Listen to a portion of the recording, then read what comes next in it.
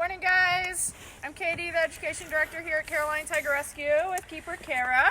Hi. And Marissa is behind the camera today. Good morning. And it is Friday, and it is feeding day here at Caroline Tiger Rescue. So we are going to feed a couple of our tigers. We didn't see tigers get fed last week, so we figured we want to see tigers get fed today. Riley is over working on the rest of her meal. Just as a shout out to Riley, she's already been shifted and she's eating. And then we're gonna come over and feed Mila, who lives with Riley. And then Saber's so excited, he's playing with his ball back there. I don't know, Marissa, if you can. I'm sure as soon as you start filming, he'll stop because that's what he does. This is Saber. Saber's super excited. When he gets excited, he has lots of energy, so he plays with his big boomer ball there. So what we have today is chicken. These guys we feed primarily chicken, and we'll have Kara kind of explain why that is, and then also how often we feed. But before she gets started, she's got something a little different in her hand today. We give out vitamins to our animals 3 days a week, Monday, Wednesday, and Friday. So Kara, why do we give vitamins to our tigers? So I think we hit on this on our last live feeding video. We do feed a whole carcass diet, but these vitamins just allow to give them just extra vitamins for their diet. So primarily they do get chicken, but these vitamins just give them, it's like you taking your vitamins every morning. This just gives them extra supplements 3 times a week.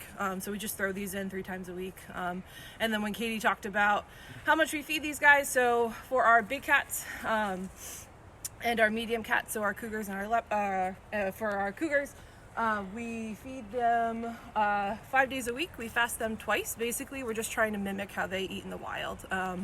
So normally our fasting days, we switch between Fridays and Saturdays, and then Tuesday's a fasting day as well. Our small cats get fed 6 times a week, and then all of our other animals get fed every day. So, Kara, if you want to get Mila's ready. Yep. So as Kara said, we don't feed every day. So tigers in the wild, their hunting success rate is pretty abysmal. So I think I touched on this last week, but if I didn't, they have a success rate of 10%. So imagine going to the grocery store 10 times and only coming home with food 1 time. So when they do finally take down that prey, they are capable of eating 90 to 110 pounds in one sitting, and then they're going to sleep for days. So Kara's going to give Mila her chicken. How much is she getting today? She is getting about 9 pounds of chicken. About 9 pounds of chicken today. She's making sure those vitamins get good and soaked up in that chicken. And we are feeding out thighs today. So about, 9 pounds worth of thighs. And 1 whole chicken. And 1 whole chicken she'll get shortly. We wait for the whole chicken till the end because what she'll do with that is take it away, and we want to make sure that she gets all the other pieces that she'll eat quicker first. And that way, if she does get full, sometimes they will get full. We prefer that she leave the chicken behind versus all the quarters, or all the thighs, because as if you tuned in yesterday, and even on Wednesday, the vultures will show up at some point, and we're not here to feed them. We're here to feed their cats. Good morning to Connor and Brady. I know you guys have been tuning in every morning the last few weeks, so we appreciate that you're coming back every day to see what we've got going on. And Katie, while we are feeding, Matt, who is 11 years old, would like to know how fast tigers can run. How fast can they run? They can run about between 40 and 50 miles per hour. They're going to do it at short spurts. It's definitely not as fast as the fastest land mammal, which is, or land animal, which is the cheetah. They can get up about 75 miles per hour. These guys are going to get as close as they can to their prey in the wild, and then they're going to ambush them. So we call them ambush predators. So that they don't have to use that speed for a long distance. They want to get as close as they can to make it a little easier. It's just, again, like when you are making your own food, you want to make it as easy as possible without having to expend too much energy. And again, their success rate is only about 10%, so they're going to go after bigger prey. They're not necessarily going to go after those rabbits like our small guys would. Because they would have to use a lot of energy, and then they wouldn't get enough return on calories and all that from eating smaller prey. Yeah, so good question. Long answer to your good question. That's how I roll. So if you do notice, we feed through a food chute. So that food chute there is to protect the tiger, but also to protect us. She's got to work a little bit to get that last piece there. Let's see if she can work it out. There she goes. She's got it. So we don't ever put our hands down that food chute because she can reach up there, and we also don't want to create bad habits out of them. If you remember from last week, she's got to have 4 on the floor to get that chicken, so we don't want them up on the fence. And something a little different with this one, because it is bigger, she's going to take it away, but she should, we'll see if she does it, lay down with it. Tigers are apex predators. They're at the top of the food chain, so she has a pretty good idea that there's nobody else that's going to come and take it. There she is laying down. Almost. Halfway. Tigers do what they want, so she's going to eat it how she wants. But it's very different if you go back, if you watched with us last Thursday when we fed some of our small cats, or if you go back and watch that, you'll notice it's a lot different than what our small cats, how they eat. She's thinking about laying all the way down. She's going to prove me wrong. But she's not worried about anybody else coming in and taking her food, so she's not really aware. She is aware that we are here, but she is not on alert as our servals were when we fed them last week. And if you go back and watch that video, you'll notice that one of our guys, I think it was Dylan, who was very much aware of where the vultures were and making sure that he was ready to move in case somebody was going to come in and try to take his food. But again, tigers are, there she goes, apex predators, so they lay down to eat their food, because I don't know about you, but I certainly am not going to go take that from her. And she's using those carnassial teeth, so she's going to put it to the side and shear off pieces. She's not actually chewing that. She's cutting off a piece the small enough that she can swallow. Bone and all. That bone helps to clean her teeth. She gets calcium from that bone, which is really important to us and keeps those muscles in her jaw extremely strong. Totally lost my train of thought of where I was going with that. Carnassial teeth. Carnassial teeth. Whole carcass diet. Whole carcass diet. It's all important. Oh, if she was to swallow a piece that was too big, what she would do is regurgitate it, cut it into a smaller piece, and then swallow it again. So, gross. But necessary. While we're back here, a couple of people have asked, one, why we use the food chutes over there. But the question that has come up at least 3 times so far is how we clean the food chutes. Oh, good question. So this food chute is where we put the food down, and it goes into the fence to the other side so that she can safely take it. And we actually clean by shifting the animal, and then we are able to use a long cleaning tool, if you will, to scrub that nice and well. And we do that when we're cleaning to make sure that that there's nothing residual left that can get disgusting, because tigers are gross. They Right. eat raw meat. So what we would do is, if we needed to clean this, we're not going to do it with her in that side. We would shift her over, and then we would be able to clean it. And then once we have cleaned it, we'll rinse it with water as well. And she's like, "Oh, more? No, you're all done? I think they're both done. They're all done?" So they're all done. They're both all done. So Kara's going to unshift them. We want to make sure that both of them have finished because they are solitary in the wild, and they would fight over food. They are food aggressive, so we want to make sure that, one, they both are getting the amount of food that they're supposed to get, but also that they're not fighting over it. Hey, Katie, before we head over to see other animals, where did Mila and Riley come from, and how old are they? So Mila and Riley are our youngest tigers. They're 5 years old. They came to us when they were about 2 years old, or just over 2 years old. They came from a roadside zoo in Colorado, where they were bred for cub petting, taken from their mothers at birth, so people could pay money to take pictures with them, which is something that we are very much against. Tigers in the wild should be with their mothers until they're about 2 years old. And also, once they are done with... Riley found another piece. Once they are too big to be handled, a lot of times those cubs are discarded or euthanized, unfortunately, because they become, instead of a money maker, they become a bill and a liability. So when the roadside zoo closed down in 2016, we, along with several other rescues around the country, were called in. They had 110 animals on 4 acres of land.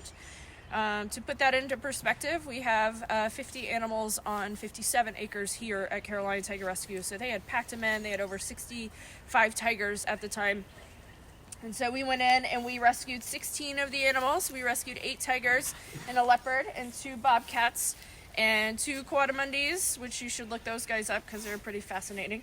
And a serval and 2 caracals, and if I do my math correctly, that should be about 16 animals. So, so they came from a roadside zoo. They had a rough beginning, taken from their mother, and people allowed to pet them and not getting the proper nutrients. But now, at 5 years old, they are fairly healthy tigers, and they're loving their life here at Carolina Tiger Rescue with lots of room and lots of places to play, and they chase each other like kittens. So, yeah.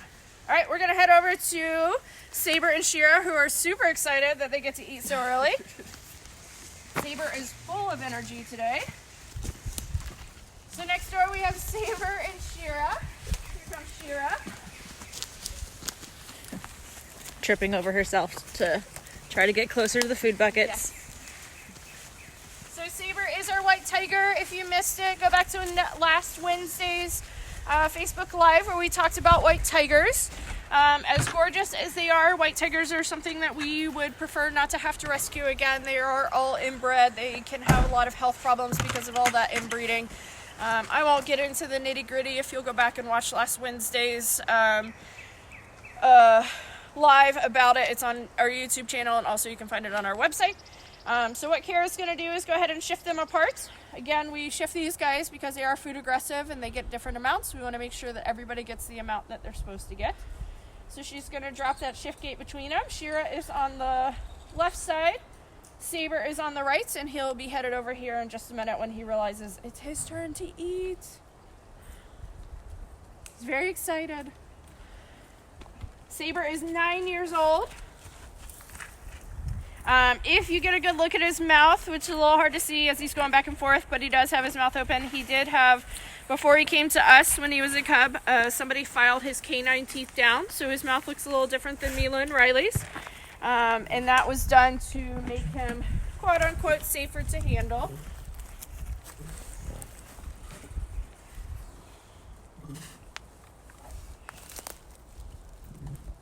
How much is he getting today, Kara? He is on 6 pounds. 6 pounds. So, Kara, do they get the same, every time we feed, do they get the same amounts? Like, will Mila always get 9 pounds and Saber always 6 pounds? No, so we have a set schedule that can change just depending. We keep an eye on their weights, so just depending on the day, Saber can be getting 9 pounds, 6 pounds, so it just depends on the day. We vary their diets just depending on their weights and their body condition. And only because we haven't seen this before. Kara, what are these black tarps? They're not tarps. They're Shade cloth. shade cloth. Thank you. Teamwork. So these were initially put up when Shira was moved to this enclosure. Mila and Riley and Shira were having trouble acclimating to each other. So these were put up just to kind of, as a visual barrier between each other to kind of help not see each other as well. But obviously they're able to see each other in certain sections, so this was just to kind of help acclimate to one another, which now they do fine with one another. And then we actually were able to introduce Saber and Shira to each other because they did not come together. How did that work out? We know how it worked out. They lived together in harmony. Why did we do that, and how did we do that? We did that. So Saber came in the Colorado Rescue. Shira came through one of the rescues she came from the southwestern United States. So she was with a group of girls, with a group of tigers that basically she wasn't getting along with them anymore, which happens. So we basically decided, we kind of took their personalities together. We started them in this enclosure. Shira came in here first. Saber's enclosure mate had passed away. So we started them in this enclosure. It was set up just like this, where Shira had access to that side, Saber had access to this side. They did fine with the shared wall. They would shuffle. They would kind of rub up against the fence. I think it was like 6 weeks. 6 weeks. Yeah. And during that time, we would kind of switch sides. There is three sections to this enclosure, so we were able to put Shira into this side, and she would be able to smell Saber's smells, and then Shira would be able to come over here and like smell all of his smells, and he would be able to smell her smells. Yeah. Getting acclimated through smells. Right, and then we were able to actually introduce them in a safe way. So we had things down here just in case, you know, something happened, but we took time to do it, and we did it in a safe way, and we made sure, you know, they weren't jumping up and roaring at the fence. They were shuffling, they were rubbing on the fence, they were showing signs that they would get along. So something like this is great. It is better to have two animals together rather than have one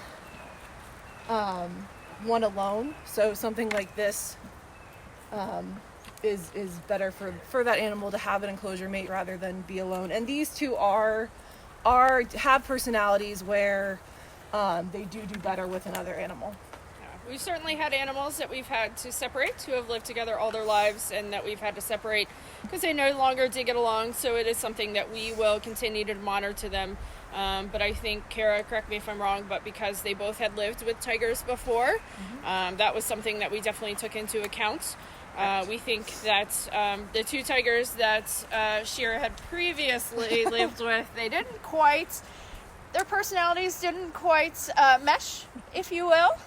They clashed, but she seemed to want that engagement with another tiger. And so then when the tiger that Saber was living with had passed away, and we noticed that he was showing some signs of potentially needing or wanting another tiger to live with, then we decided to give it a go. And it worked out beautifully. We have certainly tried it since I've been here with another set of tigers, and they said no.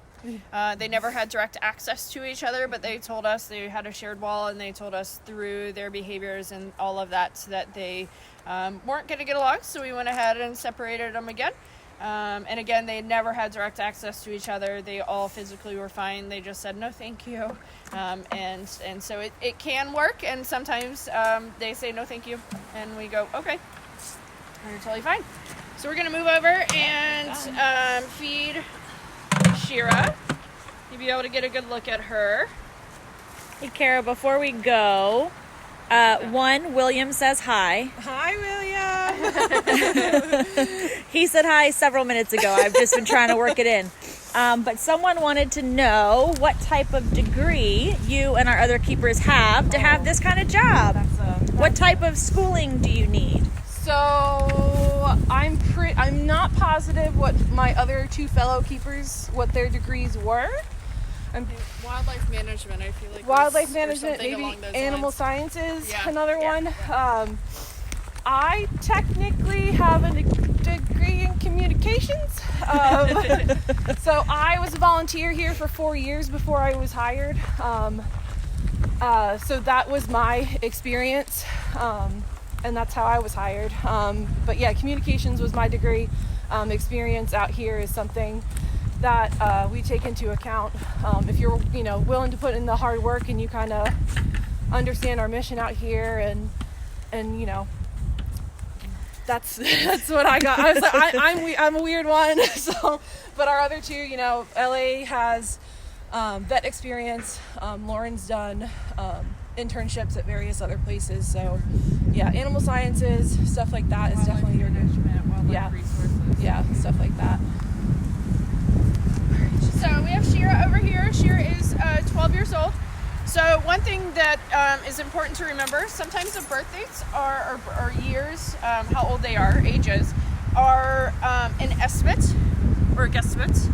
And that's because a lot of times the places that they come from don't keep good records. So if they're involved in cub petting, we may have a year, we may not.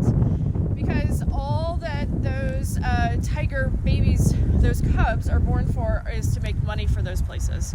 And so they want to make sure that, hey, I've got enough cubs, I don't really care how old it is or anything like that, and then they eventually are discarded. So sometimes we know exactly when an animal or how old an animal is. Other times it's just based on the records that we receive. So the record received for Shiro is that she is 12 years old. The one that we had for Saber is that he's 9 years old. He'll be 10 this year. And then another one that I think we've that we've covered a couple times, but also often comes up is how we name our animals. So Shira's name actually used to be Yashira. And then we had the tigers that she came with. What was Tio's name? Chico. So the 4 tigers from that rescue that Shira came with, they were Chico, who is now Tio. We had an animal previously with that name. And so it's confusing in the records. We talked about it yesterday with Bo. So he is now Tio. And then the 3 girls were Yashira, Yakira, and Yanaba. And those names were a little difficult, and at the time they were all living together, so we wanted to change them ever so slightly, and the 3 of them look fairly similar to one another, and so just to make it easier for everybody, we decided to alter their names slightly. Yashira is now Shira. Yakira became Kari, and then Yanaba got to keep her name. And depending on her mood, she's either Yanaba or Yanba. So how much is Shira getting today? Pretty sure she is on 12 pounds of meat today. 12 pounds of meat today. So because these pieces are smaller, she is standing up to eat them because she's going to have to move slightly to get the other one. If she had a bigger piece, does she have a whole chicken in there? Oh, just kidding. But as you saw with Mila earlier, she would take that chicken and go lay it down, but she's just got thighs today. And as she takes that next piece, I'll stop talking so you can hear those carnassial teeth at work.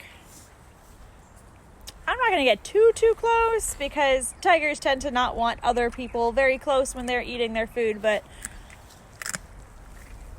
try to get it close enough so you can hear it. She says, more please. So Kara, why not throw all her food down at the same time? Because she'll do something like that. That's perfect timing. Walk away, and as you can tell, our big cat, so our tiger enclosures and our lion enclosures are not covered. And we have animals like that, Hold, our please. black vulture population, that will come down and scoop up their chicken thighs. So while Shira sometimes tends to take her pieces away, they'll come down and eat her meal. And right now I don't have spare, so I'm going to make sure she gets her whole meal and feed her piece by piece. Just want to give a quick hello to Connor and Owen for always tuning in. I know you guys are watching this morning, so hello. And we had a couple other questions, Katie, of how big do tigers get, and are they born with all of their stripes? Oh, good questions. So there are 5 subspecies of tigers left in the wild. One of them is considered functionally extinct, meaning you can only find it in captivity.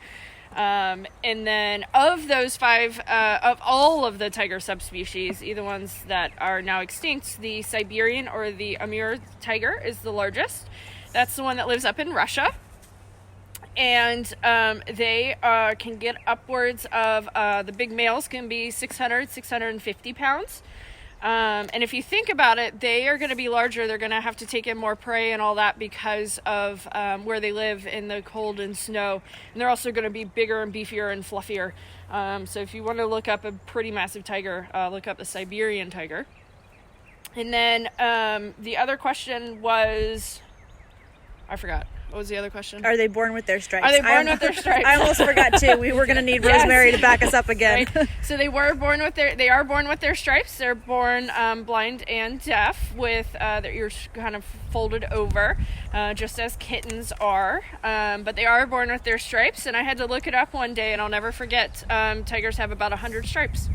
Wow. Fun fact. Yeah. Have about 100. I wouldn't be able to sit out here and count these guys because they never are still enough, but they have about 100 stripes. Each stripe pattern is unique, just like our fingerprints are unique to us. And so it's obviously a little easier to tell Saber and Shira apart because he is white and she is orange. But if you look at Mila and Riley when they first came, we would get pictures of them and study their pictures so that we would be able to tell who is who. Now, because they've been here for so long and we see them so often, we can tell them apart. But it is pretty awesome to be able to tell how look at the different stripe patterns. You can also track them. Those stripe patterns are the same when they're cubs. And so we could look at a baby photo of, say, Raja when he first came. He was the one found on the side of the road outside of Charlotte. Look at his picture, and he came with that other cub, Kayla. Be able to look at the two pictures of them and be able to tell who is who because their stripe patterns were different even as babies. And they carry it through with them for the rest of their lives. We've got some good questions coming in. Excellent. One of them, which I have not seen on the lives before, so I'm a little excited about this, Katie. Oh, I'm terrified. What could this be? Do tigers sweat? Do tigers sweat? So they are a lot like your dogs or cats at home, that they are releasing that excess heat through panting or through their pads. And so they don't sweat like we do. I think it's more like the dogs. I wouldn't quote me completely on that one, but I know when we are trying to cool them down that we want to hit their pads and then also their mouths as well. So it's more like dogs. And your cat at home. If they get hot, they're going to pant as well. So these guys, when they get running, they'll sit down and they'll open mouth breathe just to cool down and bring that air in and cool down that way. But they don't sweat like we do, certainly. Is she done? Yeah. She says, thank you, good day. Yeah. She says, thank you. I'm going to leave those pieces for the vultures, who will certainly find them momentarily. You mentioned a few different subspecies. People want to know, what types of subspecies do we have? Oh, what type of subspecies? Sorry, slightly distracted. We have what we consider mutt tigers, so they're not a particular subspecies. So one thing to think about is when places are breeding tigers that allow you to cub pet, and I realize that I've said that a couple times today, but it's important, especially with a certain series that has popped up on Netflix. The important thing to know is our tigers can't help wild tigers. They are a mix of subspecies. They're like a mutt that you pick up at the pounds as far as a dog. There may be certain qualities that they see, that we see of a particular subspecies, but they're so inbred and their genetics are so muddled that they are not a particular subspecies, so they're considered mutt tigers. Or if you ask us, they're orange. The exception to that would be Saber, and I won't get into all that because I know I'm running out of time, so go back and watch last Wednesdays because I do bring up Saber a little bit. He is our one exception throughout all of Carolina Tiger Rescue for many things, so go back and watch that one. But they're not a particular subspecies. Those places that are breeding those cubs that say tigers are endangered, you need to breed tigers because they're going extinct, these guys can't help them. Those tigers can't help them. What they're doing is actually taking resources away, and all of that from us. You know, we would like to exist in another capacity, and that would be to help be able to bring more education and conservation efforts to that. But right now we have to fix our tiger problem here in the United States.